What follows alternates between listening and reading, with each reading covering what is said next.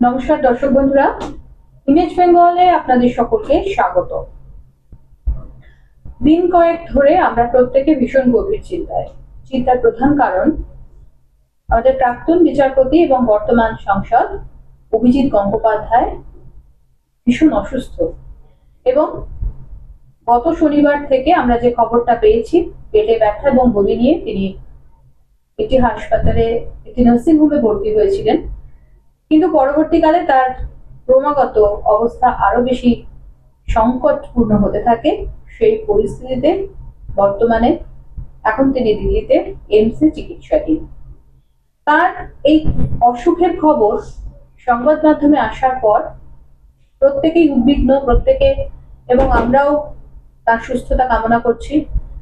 কিন্তু মানুষের মনে দীর্ঘ প্রশ্ন যে অসুখের কথা আমরা শুনছি, অ্যাকিউট প্যানক্রিয়াটাইটিস এবং জিআই সেপসিস, কি এই অসুখ যার জন্য এক সপ্তাহের মধ্যে এতটা জটিল থেকে জটিলতর হয়ে গেল?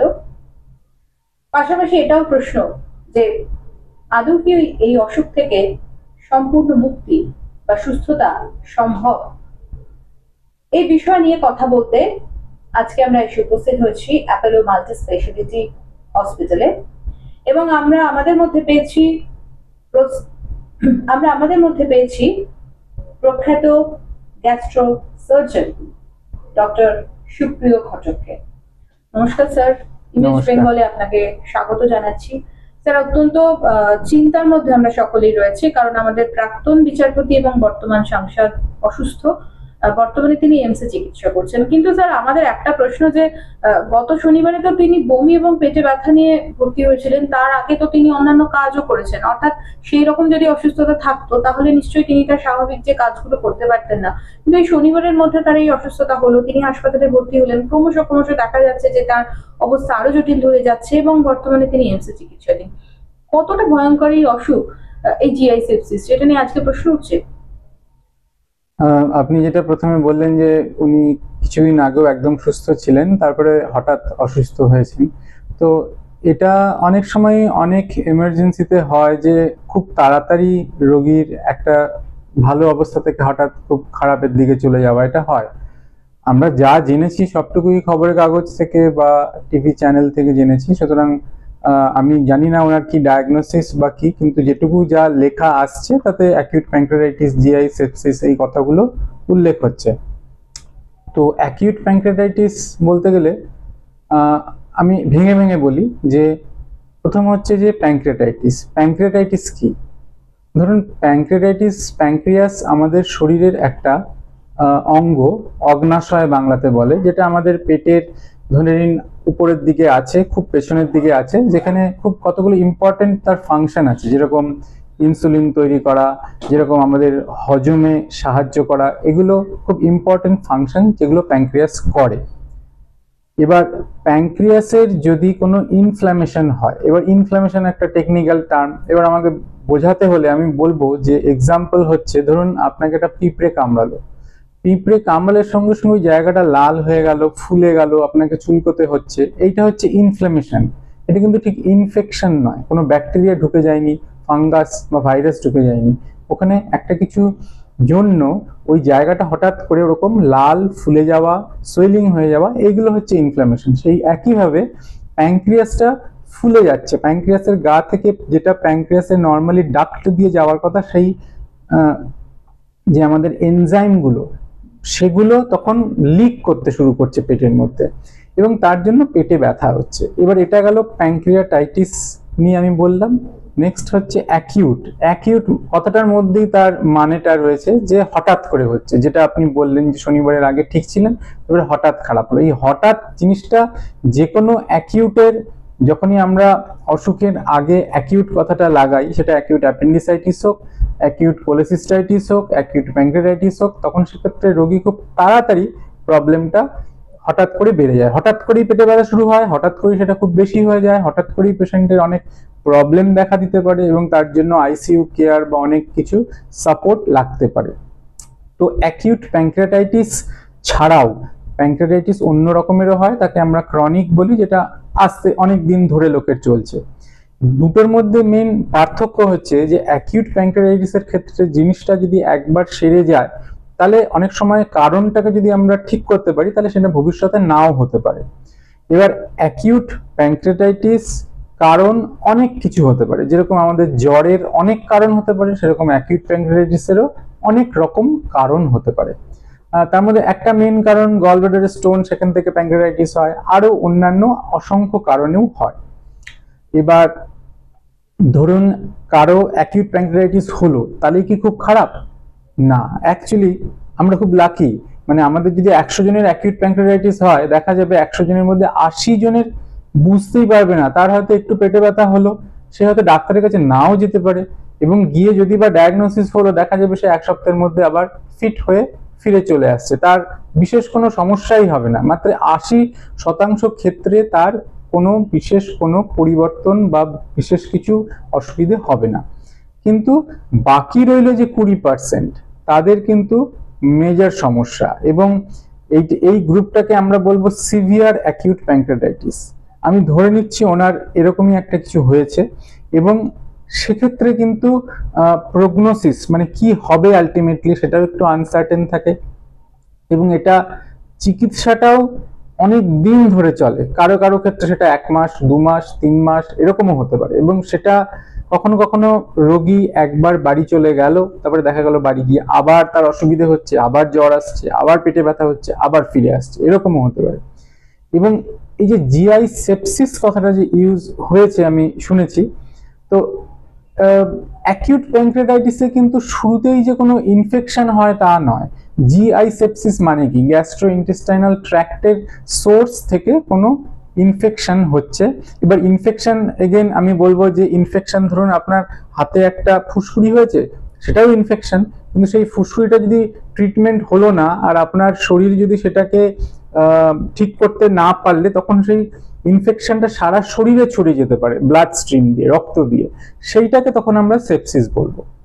এবার অ্যাকিউট প্যাঙ্ক্রিয়াটাইটিসের ক্ষেত্রে এই সেপসিস কথাটা শুরুতেই সাধারণত আমরা বলি না। তার কারণ হচ্ছে প্রথম 1-2 সপ্তাহ দেখা যায় যে এটা ওই ইনফ্লামেশন পর্যায়েই থাকে, মানে ওই পিঁপড়ে কামড়ালে যেরকম ফুলে যায়, লাল হয়ে যায়, ওই পর্যায়ে থাকে। ইনফেকশনটা পরে হয়, অ্যাড হয়, এবং সেটা ইউজুয়ালি 3য়-4র্থ সপ্তাহে গিয়ে হয়, প্রথম 2 সপ্তাহের মধ্যে সাধারণত হয় না। এখন যেটা প্রবলেম সেটা হচ্ছে যে এই যে একটা ইনসাল্ট হয়েছে, প্যাঙ্ক্রিয়াটাইটিস হয়েছে, এবং তার জন্য যে বডি যে চেষ্টা করছে সেটার এগেনস্টে সেটাকে ঠিক করার জন্য, এই দুটোর মধ্যে যে একটা যুদ্ধ চলছে বলতে পারেন, তাতে আমাদের এই যে ওনার যে শারীরিক যে অসুবিধাটা, মানে এই পেটে ব্যথা বা বমি বা অন্যান্য যদি জ্বরও আসতে পারে, সেই মানে পেট ফুলে যাওয়া এবং বিভিন্ন রকম অসুবিধা হতে পারে, এবং এটা কিন্তু খুবই সিরিয়াস যদি সিভিয়ার অ্যাকিউট প্যাঙ্ক্রিয়াটাইটিস হয়। কিন্তু স্যার আমাদের পাশাপাশি আরেকটা প্রশ্ন যে এই যে জিআই সেপসিস এর বিষয় নিয়ে আমরা কথা শুনছি, যেটা আপনি বললেন যে সেপসিস যে কোনো কারণেই হতে পারে, কিন্তু যেহেতু সেটা গ্যাস্ট্রো ইন্টেস্টিনালের কারণে হয়েছে, তাই জন্য সেটাকে আমরা এই সেপসিস হিসেবে ধরছি। তো স্যার যেটা আমাদের প্রশ্ন যে এই জিআই সেপসিসটা কারণে মাল্টি অর্গান ফেলিওর যেটা যেটা আমরা শুনছি যে তার বিভিন্ন অর্গানের ডিসফাংশন হতে শুরু করেছে, এটা কেন হয়? আবারও বলছি যে সেপসিস কিন্তু এত তাড়াতাড়ি হওয়ার কথা নয়। অ্যাকিউট প্যাঙ্ক্রিয়াটাইটিসে ইউজুয়ালি পরে হয়, কিন্তু প্রথম যে ফেজটা হয় সেটাকে আমরা যদি মেডিকেল টার্মে বলি, সেটাকে বলি SIRS, systemic inflammatory response syndrome. মানে একটা ইনফ্ল্যামেশন বা প্রদাহ যেটা খুব তার এগেনস্টে বডি যে রিয়াকশন নিচ্ছে সেইগুলো মিলিয়ে একটা যে পরিস্থিতি তৈরি হচ্ছে, এবং সেটাতেও মানুষের যে বিভিন্ন অর্গান সিস্টেম আছে, অর্গান সিস্টেম বলতে আমরা কি কি ধরি, একটা ধরি হচ্ছে লাংস, যে আমাদের শ্বাস ঠিক করে নিতে পারছি কিনা এবং অক্সিজেন ভালো করে মেনটেন হচ্ছে কিনা, আমাদের যে হার্ট ঠিক করে কাজ করছে কিনা, কিডনি ঠিক করে কাজ করছে কিনা, মেইনলি এই 3-4টে জিনিসই আমরা দেখি। এবং যে কোনো সিভিয়ার অ্যাকিউট প্যাঙ্ক্রিয়াটাইটিসে এগুলোর উপর এফেক্ট করতে পারে। ইউরিন আউটপুট কমে যেতে পারে, ইউরিন আপনার কিডনি ভালো করে কাজ না করতে পারে, আমাদের স্যাচুরেশন মেনটেন করতে অক্সিজেন অসুবিধে হতে পারে লোকের, ভেন্টিলেটরি সাপোর্ট লাগতে পারে, বা কিডনির জন্য কারো কারো ডায়ালিসিস লাগতে পারে, এগুলো হওয়ার সম্ভাবনা থাকে। এবং সেটা ইনফেকশন ছাড়াও থাকে, কিন্তু সবসময় যে ইনফেকশন বা সেপসিসের জন্যই লাগবে তা নয়, এমনিতে অন্য অনেক কারণেও এই সাপোর্টগুলো দরকার হতে পারে। কিন্তু একটাই যেটা ভালো কথা বা পজিটিভ পয়েন্ট, সেটা হচ্ছে যে যদি মানে এই জিনিসগুলো বডির যে এখন যে যতটা খারাপ হচ্ছে, অর্গান ডিসফাংশন হচ্ছে, সেটাকে যদি আমরা সাপোর্ট করতে পারি, তাহলে অনেক ক্ষেত্রেই দেখা যাবে এটা যদি একবার রিকভার করে যায়, তখন কিন্তু তার কোনো লং টার্ম কিছু প্রবলেম থাকবে না। আর আগেও বললাম যে অনেক সময় কারণ থাকে, সেই কারণগুলো যদি আমরা খুঁজে বার করতে পারি এবং সেটাকে ট্রিট করতে পারি ঠিক সময়, তাহলে সেক্ষেত্রে এটা আবার হওয়ার চান্স থাকে না। স্যার, আরেকটা প্রশ্ন যেটা হচ্ছে যে এই প্যানক্রিয়াটাইটিস নিয়ে, এই অ্যাকিউট প্যানক্রিয়াটাইটিস আপনি বললেন যে গল ব্লাডারে স্টোন ছিটকে যদি আঘাত করে বা কোনো প্রদাহ তৈরি করে, তাহলে সেক্ষেত্রে হতে পারে। এছাড়া আর কি কি কারণে হয়, সেটা স্বভাবতই এই ঘটনার পর মানুষের মনে একটা বিরাট প্রশ্ন। যে আমি আগে একটা কথা পরিষ্কার করে নিই, অনেক সময় আমরা ভাবি কি যে ধরুন কারোর একটা সিরোসিস অফ লিভার আছে, তাহলেই বোধহয় সে কিছু খারাপ কাজ করেছে, মদ খেয়েছে, সেই জন্য সিরোসিস। কিন্তু আমরা এটা ক্লিয়ার থাকা উচিত যে সিরোসিসেরও যেরকম অসংখ্য কারণ আছে, সেরকম অ্যাকিউট প্যানক্রিয়াটাইটিসেরও সিভিয়ার অনেক কারণ থাকতে পারে। আমি ইচ্ছে করে খালি গলস্টোনটাই বলেছিলাম, অন্যটা বলিনি। কিন্তু ধরে নিন যদি আমরা কারণ হিসেবে দেখি, তাহলে অ্যালকোহল আর গলস্টোন এই দুটো মিলিয়ে প্রায় 80% কারণ, মানে 80% ক্ষেত্রে এই দুটো কারণ থেকেই পাওয়া যায়, এই দুটোর কোনো একটা থেকে কমনলি।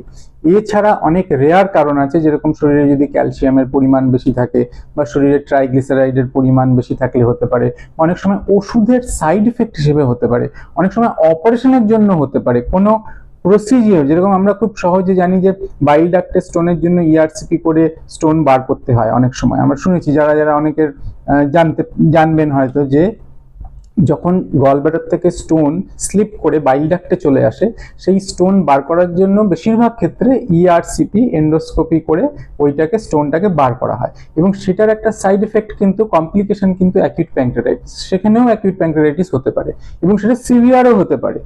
তো এরকম অনেক কারণ আছে, আমি যেগুলো বললাম আর কি, মানে অ্যালকোহল, স্টোন সব থেকে কমন কারণ। এছাড়া আরো বিভিন্ন রকম কারণে, ওষুধ এবং অন্যান্য আরো অনেক রকম কারণে এটা হতে পারে। আচ্ছা, অ্যাকিউট প্যানক্রিয়াটাইটিসের এই কারণগুলোর জন্য যদি কারোর লক্ষণ হয়, তাহলে সেই প্রথম লক্ষণটা কি বমি আর পেটে ব্যথা, না আর অন্যান্য কোনো লক্ষণ?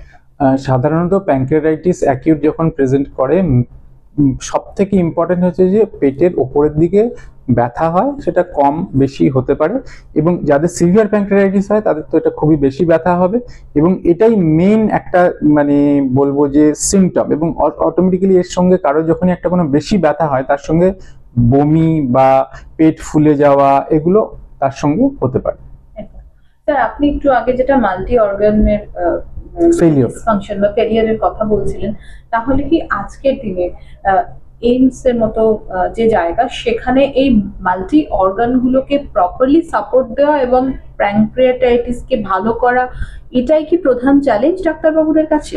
দেখুন, অ্যাকিউট প্যানক্রিয়াটাইটিসের একটা অসুবিধা হচ্ছে যে আমাদের কাছে কিন্তু এরকম কোনো ওষুধ নেই যে সেই ওষুধটা দিলে অ্যাকিউট প্যানক্রিয়াটাইটিস ভালো হয়ে যাবে। আমাদের কাছে যেটা আছে সেটা হচ্ছে যে সাপোর্ট করা। একজন লোক প্যানক্রিয়াটাইটিসে কতটা তার ডিটোরিয়েশন বা আরো ক্ষতি হবে সেটা আমরা জানি না।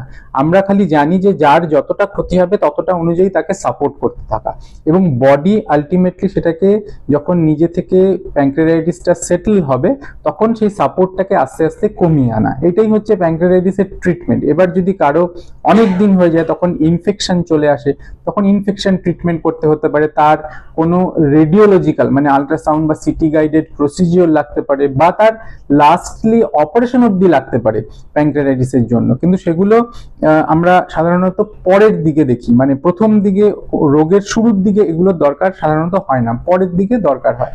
আর অর্গান সাপোর্টের কথা যেটা বলছেন, দেখুন সারা পৃথিবীতে ট্রিটমেন্ট তো একই হয়, মডার্ন মেডিসিন যা আছে সবাই একই বই পড়ে, একই ওষুধ এবং একই যন্ত্রপাতি সারা পৃথিবীতেই মোটামুটি অ্যাভেলেবল আছে। সুতরাং এক্ষেত্রে আমার মনে হয় যে এইমসে নিয়ে যাওয়া বা না নিয়ে যাওয়ার উপরে কিছু নির্ভর করে না, কিন্তু অবশ্যই কারোর যদি মানসিকভাবে মনে হয় যে আমি এইমসে গেলে বা শুধু পেশেন্টের নয়, পেশেন্টের ফ্যামিলি বা ওয়েল উইশারদেরও মনে হতে পারে যে আমি এইমসে নিয়ে গেলে আরো ভালো ট্রিটমেন্ট পাবো, সেটা সবসময় সেই সাইকোলজিক্যাল পার্টটাও খুব ইম্পর্টেন্ট, খালি ট্রিটমেন্ট পার্ট ছাড়াও।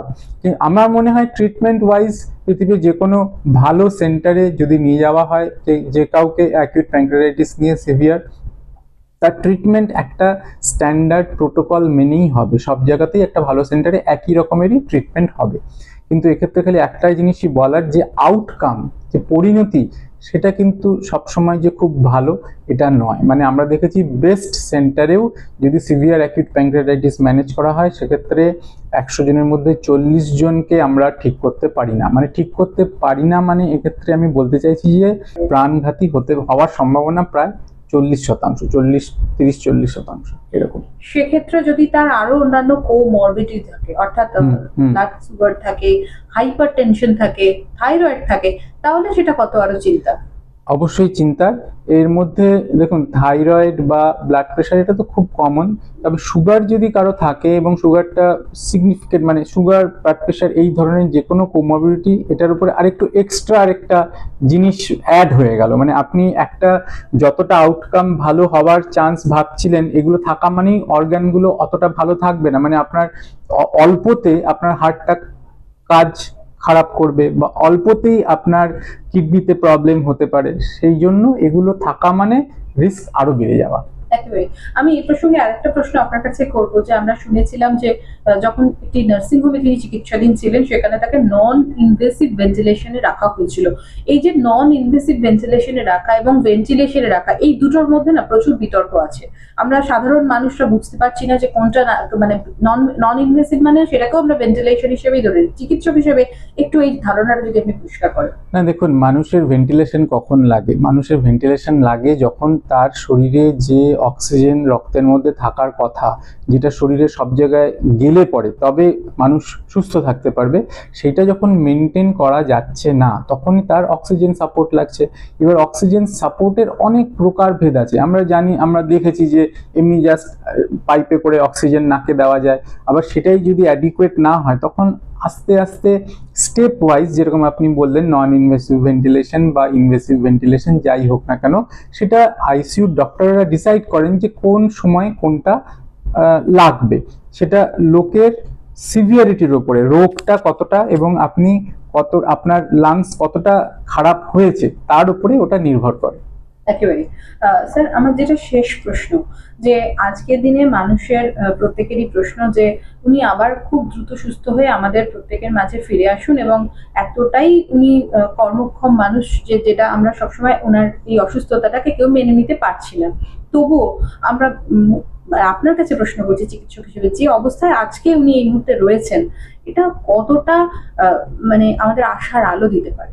এমনি যেটা আমি ওভারঅল বললাম যে সিভিয়ার অ্যাকিউট প্যানক্রিয়াটাইটিস ভালো অসুখ নয়, সাপোর্ট লাগে এবং অনেক সময় লাগে, অনেক সময় ছুটি হয়েও আবারও ভর্তি হতে পারে। সুতরাং আমরা সবাই নিশ্চয়ই মানে আশা করব যে উনি ঠিক হয়ে উঠুন। আবার যখন উনি স্বাভাবিক এবং সুস্থ হয়ে যাবেন, তখন কি আবার স্বাভাবিকভাবে স্বাভাবিক জীবনে পুরোপুরি ফিরে আসতে পারবেন? একদম পুরোপুরি ফিরে আসতে পারবেন, সেটা নিয়ে কোনো সমস্যা হয় না। মানে অ্যাকিউট প্যানক্রিয়াটাইটিসের এটাই বৈশিষ্ট্য যে একবার ঠিক হয়ে গেলে তখন তারপরে কিন্তু আর কিছু অসুবিধা থাকার কথা নয়, যদি না আবার সেটা রিকারেন্স হচ্ছে, আবার অ্যাকিউট প্যানক্রিয়াটাইটিস হচ্ছে। কিন্তু সাধারণত আমরা চেষ্টা করি যে কারণটা খুঁজে বার করার এবং সেই কারণটা ট্রিট করে নিলে পরে তাহলে সেক্ষেত্রে এটা আর হবে না, সেক্ষেত্রে একদমই নর্মাল থাকবে, কোনো অসুবিধা। আর 5 জন সাধারণ মানুষ যেভাবে জীবনযাপন করে একদমই পারবে, কোনো অসুবিধা না। শুধু নিয়ম, মানে এই ক্ষেত্রে, মানে যেহেতু আপনি বললেন যে সুস্থ হওয়ার পর যদি আপনারা কারণটা বুঝতে পারেন, তাহলে সেই কারণটা, সেই নিয়মটা কি মেনে চলাটা খুব দায়িত্ব? না, সেটা পেশেন্টের খুব একটা কিছু করার নেই, সেটা ডাক্তারদের কারণটা খুঁজে বার করে ট্রিট করতে হবে। আর এরকম কোনো কিছু প্রিকশন নেওয়ারও দরকার নেই যে যাতে আপনার প্যানক্রিয়াটাইটিস হবে না, সেরকম খুব একটা কিছু আমাদের করার প্রয়োজন নেই। কিন্তু হ্যাঁ, হেলদি লাইফস্টাইল সবসময় মেনটেন করা উচিত, যে আমাদের ডায়েট ভালো হওয়া উচিত, আমাদের রেগুলার এক্সারসাইজ করা উচিত, সেগুলো সবসময় প্রযোজ্য। কিন্তু এছাড়া আলাদা করে রোগীর তরফ থেকে কোনো প্রিকশন নেওয়ার দরকার নেই। থ্যাংক ইউ স্যার আমাদের এই আলোচনা আসার জন্য। দর্শক বন্ধুরা, আমরা প্রত্যেকেই জানি যে আপনারা বিশেষভাবে এই বিষয়টা নিয়ে যথেষ্টই উদ্বিগ্ন এবং আপনাদের উদ্বেগের জন্য বিভিন্ন মাধ্যম থেকে প্রচুর প্রশ্ন উঠে আসছে, প্রচুর মনের মধ্যে সন্দেহ দানা বাঁধছে, কিন্তু সবকিছুর একটা সঠিক বিশ্লেষণ করা এই প্ল্যাটফর্ম থেকে আমাদের দায়িত্ব। আর সেই কারণেই একজন সঠিক চিকিৎসকের কাছে আমরা এসে আমরা আমাদের মতো সাধ্য মতো একটা পরিস্থিতি বিশ্লেষণ করবার চেষ্টা করলাম। তো আশা করি স্যার যেভাবে আপনাদের বললেন সেই কথা আপনারা প্রত্যেকেই বুঝতে পেরেছেন, কিন্তু সর্বোপরি আমরা একটা কথাই বলবো যে উনি অর্থাৎ প্রাক্তন বিচারপতি অভিজিৎ গাঙ্গুলি উনি সমস্ত অসুস্থতা কাটিয়ে উঠে অত্যন্ত তাড়াতাড়ি আবার আমাদের মধ্যে ফিরে আসুন, আমাদের মধ্যে একসাথে যেভাবে উনি মানুষের পাশে থেকেছেন সেভাবেই থাকুন। ক্যামেরা অজিত দাসের সঙ্গে সাথী নিবিড়েশ্বর রিপোর্ট, ইমেজ বেঙ্গল, কলকাতা।